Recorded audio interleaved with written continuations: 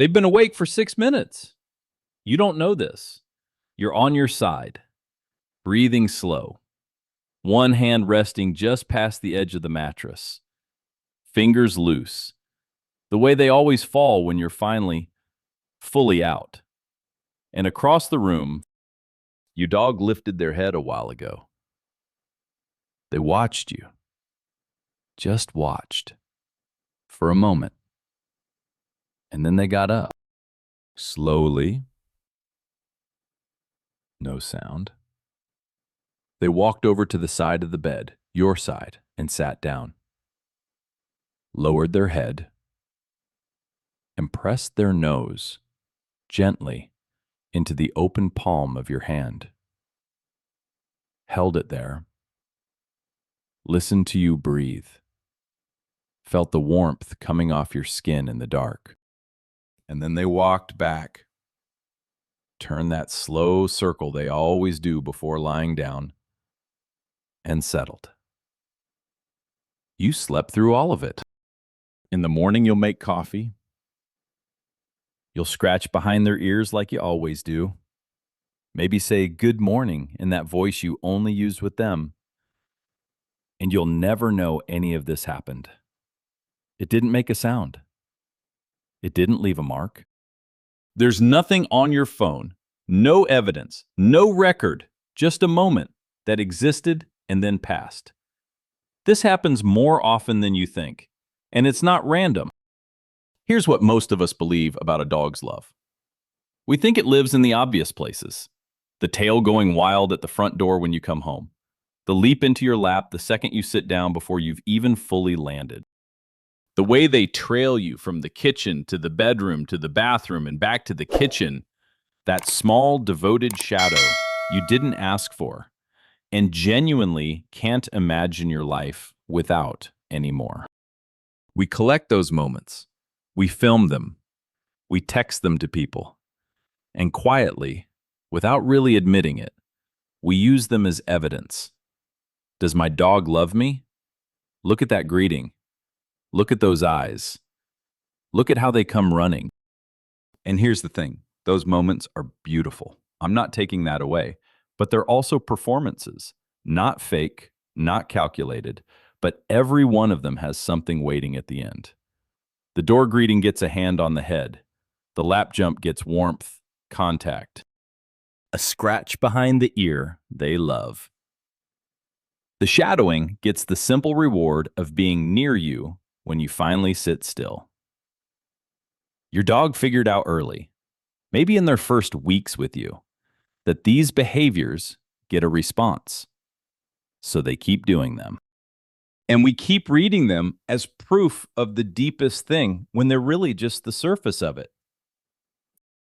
The real proof is somewhere quieter. The real proof has no audience. Most owners sleep right through it. Miss it because they're at the stove with their back turned, stirring something, thinking about tomorrow. Scroll past it, thumb moving on autopilot. Dog lying 2 feet away. And then somewhere around year 3, or year 7, or year 10, a thought surfaces in the middle of a perfectly ordinary afternoon. One they never say out loud. Does my dog actually love me? Or do they just love the routine, the food bowl, the leash hanging by the door, the walk at the same time every morning? If you've ever had that thought, I want you to hear this clearly. You're not a bad owner for having it. You're paying close attention. You love them carefully enough to question it. And by the end of this, you're going to have an answer. Not a comforting maybe. A specific, grounded, here's what the science actually shows, answer. Because it's not hiding in what you see your dog do. It's hiding in what your dog does when you're not looking. Here's what researchers have quietly been putting together. In 2017, a team at Eötvös Loránd University in Budapest, the same institution that's been studying the dog-human bond for nearly 3 decades, ran a study on resting heart rate. What they found was startling, even to them. Within just a few minutes of being in the same room, a dog's resting heart rate begins to synchronize with the heart rate of one specific person. Not any human, not the friendly visitor on the floor with treats. One person, the one they've chosen. Think about that for a second. Their body, at the most basic biological, below conscious level, is adjusting itself to match yours. Slowing when you slow. Settling when you settle. No command. No reward. Just their nervous system quietly tuning itself to yours. The way you'd tune a radio to the one station that feels like home. 2 years later, in 2019, a team at Linköping University in Sweden published something even harder to sit with. They tracked cortisol levels, that's the stress hormone, in both dogs and their owners over months. And what they found was this. When the owner had a hard day, the dog's cortisol rose alongside theirs. Sometimes hours before the owner had even named what they were feeling. The dog wasn't reacting to the owner's stress. They were already inside it, already carrying a version of it in their own body, which means something most of us have never fully let ourselves believe. Your dog is reading you all day, every day, with an accuracy that most humans in your life will never come close to. They're reading the air around you, the way you carry your shoulders when something's wrong, the silence between your words when you're holding something in. They're reading all of it. And they're reading you when you sleep, especially then, because that's the only time you stop performing back. The only time you're most honestly, unguardedly yourself. And it turns out that's the version of you they most want to be near. So let's take all of that and just say it plainly. When your breathing shifts in the middle of the night, when your body rolls to one side, when your rhythm changes in that small, involuntary way it does dozens of times while you sleep, something in the room registers it. Not as a sound exactly, more like a change in frequency, a signal slightly off from what it should be. And they get up, not to wake you, not to need something from you. They get up to check, to close the distance and confirm with the most direct sense they have their nose, their whole nervous system, that you're still breathing, still warm, still there. They press against your hand or the curve of your arm or the edge of your shoulder. Hold the contact for a few seconds, reading you the way you might press your hand to a child's forehead in the dark, not because you expect to find something wrong, but because the not knowing got slightly louder than the need for sleep. And then, when it's confirmed you're okay, you're still there, everything's fine, they go back to bed. You're the thing they get up in the dark to check on. You're the thing they need to know is still there before they can rest again. Most people will never have another living being in their lives who does that. Without being asked, without being thanked, without even being known to have done it. You've been watched over in the dark every night. You just didn't know. Now, to understand why a dog would do this at all, you have to go back further than last night, much further. 15,000 years ago, before the first dog was ever called a dog, their ancestors moved in packs and communicated through a careful, almost rigid economy of touch. Every physical contact meant something precise. A paw on the back was about rank. A nudge carried direction. Contact was currency, and wolves spent it deliberately. A wolf didn't walk across the den in the middle of the night to press its nose against a sleeping packmate just to check on them. That behavior didn't exist. It had no function in the wild, no survival advantage, no strategic value whatsoever. And then slowly, across thousands of years of choosing to live closer and closer to a different species, something in them changed. Dogs began doing something their ancestors never did. They started initiating contact that served no purpose anyone could easily explain. No hierarchy, no need, no payoff. Researchers who study canine social behavior have a term for it: unsolicited bonding behavior. And it appears almost exclusively in domestic dogs, not wolves, not wild canids, in the ones who stayed, generation after generation, the ones who chose to live inside human lives. Your dog carries 15,000 years of that history in their body, and somewhere inside all of it, their species developed something unprecedented: the capacity to love without an agenda. To get up in the dark and cross a quiet room to check on a sleeping creature from a completely different species, for no reason Darwin could neatly explain. That's not a small thing. That might be one of the most quietly extraordinary things that's ever happened between two species on this planet. And it happened again in your house, last Tuesday, at 3 in the morning, while you were asleep and didn't know. Let me ask you something. Think back over the last few weeks.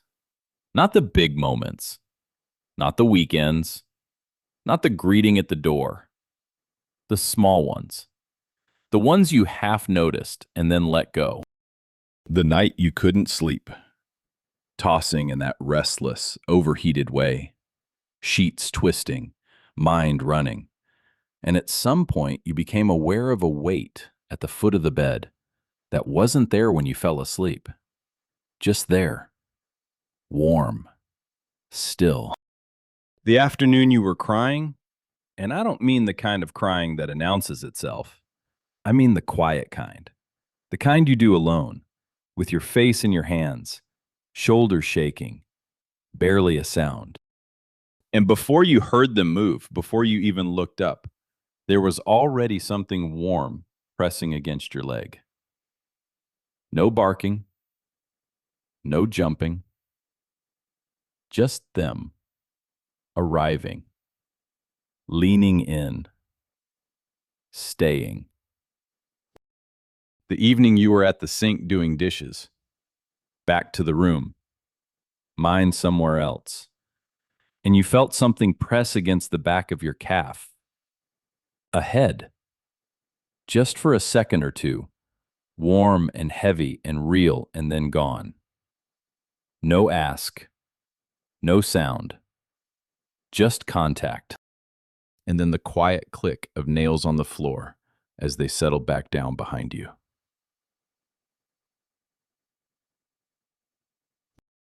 The night you were sitting with your phone, not really looking at it, doing that particular kind of empty scrolling that isn't rest and isn't anything, really, and you felt something on your foot, not your lap, not where you'd notice right away, your foot, one paw, placed quietly on top of yours, held there.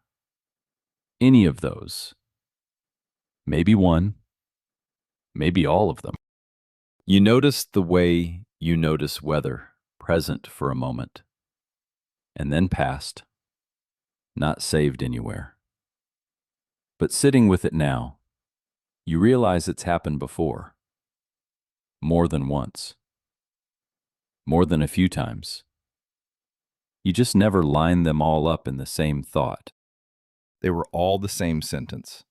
You just didn't know yet what language it was. Here's what makes this hard for most people to fully take in. We're wired to trust the big gestures. The flowers over the quiet presence. the grand moment over the years of small, steady showing up. We assume the loudest love is the realest love. And so we look to our dogs for the tail, the leap, the enthusiasm, and we measure the whole relationship in that. But researchers studying attachment in dogs, including teams at the University of Veterinary Medicine in Vienna, who spent years tracking how dogs respond to separation and reunion, found something that cuts against all of that. The strength of a dog's bond to a person isn't predicted by how dramatically they greet that person. It's predicted by the quiet behaviors. The seeking of closeness when there's nothing to gain from it. The monitoring from across the room. The staying near in silence. A behavior that gets rewarded is a behavior that got learned. Your dog knows the big greeting makes you light up, so they bring the big greeting. That's real, but it's also the layer you can see. It's not the deepest one. The deepest layer has no payoff.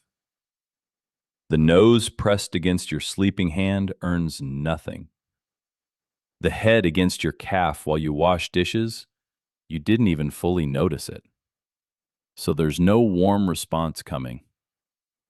The paw on your foot in the dark gets no treat, no praise, nothing, which means the touch itself was the whole point. When a dog does something with no reward waiting, what you're seeing isn't performance. It's preference. It's choice. A dog who gets up in the middle of the night, crosses a dark room, presses their nose against you, and goes back to bed without waking you, this is their cool. Isn't doing that because of anything you trained. They're doing it because you are the thing in this world they want to be near. That's the whole sentence. There isn't a longer version. There's a specific kind of guilt that lives in dog owners. Not the loud kind, the quiet kind. The kind that sits at the edge of an ordinary Tuesday morning. When you're locking the front door behind you and you hear them on the other side of it, the soft sound of them settling already into the waiting. You go to work. You sit in meetings that could have been emails. You eat lunch at your desk without really tasting it. And somewhere underneath all of that, in a place you don't examine too closely, there's a thought you've probably never said out loud to another person. Do they know I love them? Do they miss me? Is 8 hours alone in a house something I'm doing to them or something they're okay with? And underneath even that, quieter still, do they actually love me back? Or am I just the person who controls the food bowl? If you've lived with a dog for more than a year, you know this feeling. You know the exact texture of it. The way it shows up, not when things are hard, but when things are perfectly ordinary, which somehow makes it worse. And I want to tell you what's actually happening in your house while you're gone. Not to make you feel better, because you deserve to know the truth of it. At 11 in the morning, 2 hours after you left, your dog walks into your bedroom. Not because something startled them, not because they heard a noise. They walk to your side of the bed, your side, specifically, and they stand there and smell your pillow. Your scent is still held in the fabric, still warm in the way fabric holds warmth when a body has slept in it for years. It's the most present version of you available to them right now. And they stay with it for a moment, just breathing it in before they move on. They find the rug in the hallway, the one that's absorbed years of your footsteps, your morning shuffles, your late night trips to the kitchen for water. They lie down on it, not the couch, not the sunny patch by the front window. The rug that smells most like the path you walk every single day. And they sleep there, curled into the shape of their own waiting in the smell of you. Around 2 in the afternoon, a car slows on your street. Their head comes up, ears forward. They listen, really listen, the way only a dog can, filtering through everything for your engine, your specific rhythm of door and footstep, the particular way you come home. It's not you. They know within seconds, and their head goes back down. No pacing, no distress, just patience. The deep, cellular patience of a creature who has learned somewhere below thought that you always come back. You were not absent from their day. You were the center of it. Every room they chose, every surface they rested on, every sound they lifted their head toward, all of it organized around you, around the fact of you, the memory of you, the certainty of you returning. You don't have to earn that. You didn't have to do something special this week or be more present or walk them longer or feel less guilty about the days when the walk was short and you came home tired and sat on the couch and didn't have much to give. You already have it. You've had it this whole time. In every room you weren't in every hour you didn't see, in the shape of a dog sleeping on a hallway rug because it smells like your footsteps. The proof you've been looking for was never going to show up when you were watching. It was always going to be in the moments you missed. You have been loved, carefully and constantly, in your absence. You were already enough before you walked back through that door. Now, one more thing, something practical before we close. Everything we've been talking about, the quiet checks in the night, the unsolicited touches, the small leans and pressings and seeks, these form a kind of baseline in a dog who feels safe and well. They're so consistent in a dog who's truly bonded that most owners stop consciously registering them. They become part of the texture of daily life. Background warmth. The soft percussion of love you stop hearing because it's always there. Which is exactly why you should notice if it stops. Not a gradual shift, not an older dog slowing down over months, which is a different and gentler conversation. A sudden withdrawal. A dog who used to rest their chin on your foot while you worked at your desk and no longer does. A dog who used to follow you from room to room, that little shadow, and now stays behind, watching from a distance. A dog who used to press close at night, right up against your legs or curled at your feet, and has started sleeping somewhere far across the room. Dogs don't have bad weeks. They don't sulk. They don't need space the way people sometimes do. When a dog who has always sought contact suddenly stops seeking it, that's not a mood. That's information. That's them telling you something in the only language they have. Physical withdrawal is one of the earliest signs that a dog is experiencing pain or internal discomfort, often showing up well before anything more obvious does.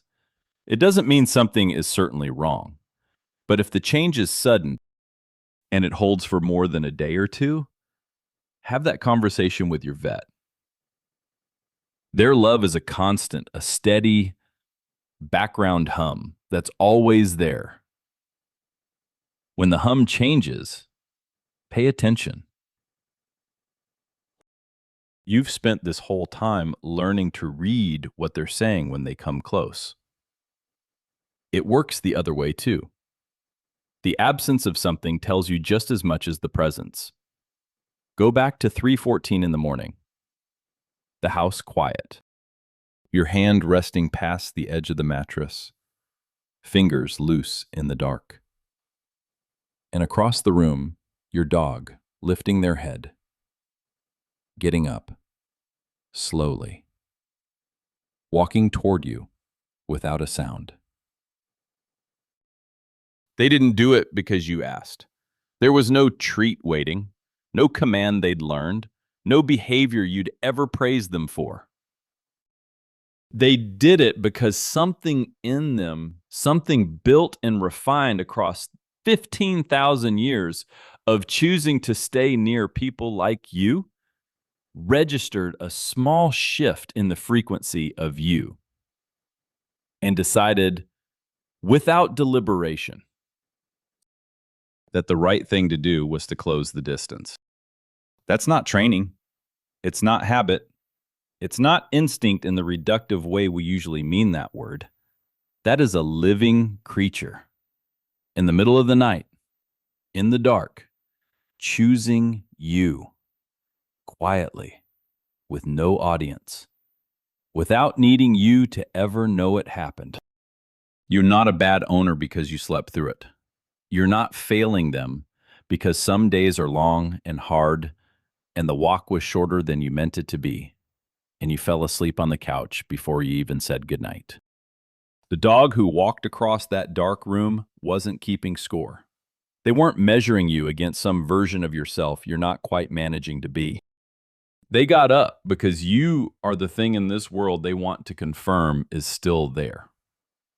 That's it. That's the whole reason. You, breathing, warm, present. That's enough. That has always been enough. And if you've never quite let yourself believe that before, I want you to hold it now.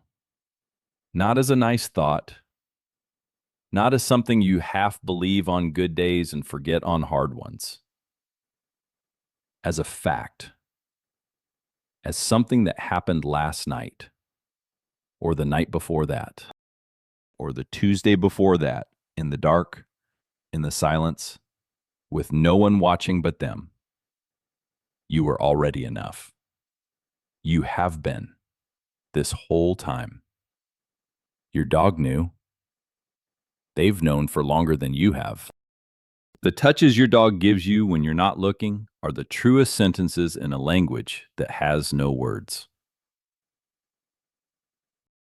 Not the greetings, not the performances, as beautiful as those are. The nose against your sleeping hand at 3 a.m. The head pressed softly against the back of your leg while you stand at the sink, thinking about something else entirely.